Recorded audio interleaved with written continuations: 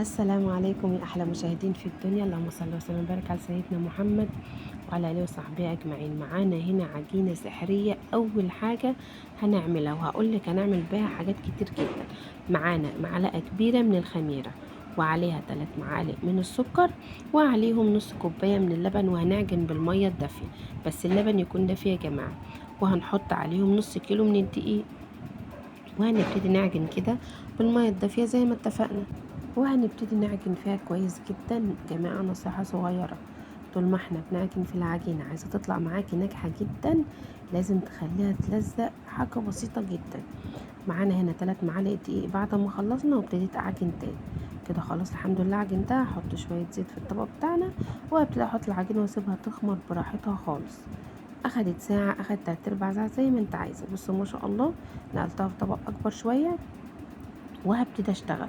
هنا جبت الرخامة بتاعتي وحطيت عليها رشة من الزيت بسيطة، وهبتدي افرد كده بمنتهى البساطة. عندك نشابة افردي او مردانة افردي، ما عندكيش اشتغلي كده. انا اشتغلت بايدي وفردت السمك اللي هنفرد بيه، هيكون بتاع حوالي 2 سنتي. تمام، مش عايزين يكون السمك تخين اوي ولا رفيع اوي.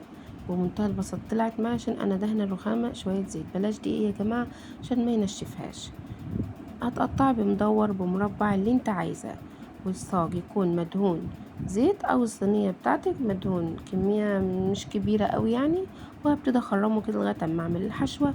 الحشوه دي حسب مزاجك، انا جبت لك ابسط حشوه. انا هنا الجبنه الرومي بجيبها وبفرمها وبحط معاها شويه لبن في الكبه، وقطعت نص طماطمايه ونص فلفلايه زي ما انتم شايفين. حلو الكلام. بس كده، وحطيت معاهم معلقه من الجبنه الفيتا بس، وقلبتهم وحشيت بيهم البيتزا كلها، الميني بيتزا. بس بجد طلعت خرافية وجميلة جدا جدا. جبت هنا كام كيس من الكاتشب كده، وابتديت افضي عليه حبة وحبة وحبة، وهبتدي افرده. عندك صلصة حطي، عندك كاتشب، عندك الصلصة بتاعت البيتزا الأصلية اعملي، مفيش مشكلة.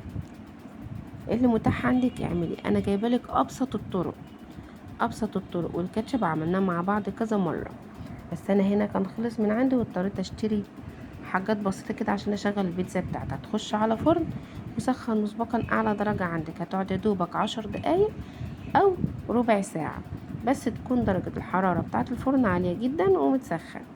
حلو الكلام. ما بتاخدش كتير في الفرن. اول ما بتلاقيها شمعت وبقت حلوة تمام اوي، خرجيها كده. بقت روعة. خرجت الستات تبرد شوية صغيرين، وابتدت تبقى عسل جدا. جميلة جميلة جميلة بجد والله. لو انتوا اول مرة تشوفوني ما تنسونيش في لايك وشير، وقولوا لاصحابكم عشان يوصلكم كل جديد ان شاء الله. بصوا شكلها رائعة رائعة رائعة بجد، جميلة جدا وسهلة وبسيطة جدا. ويا رب اكون عجبتكم.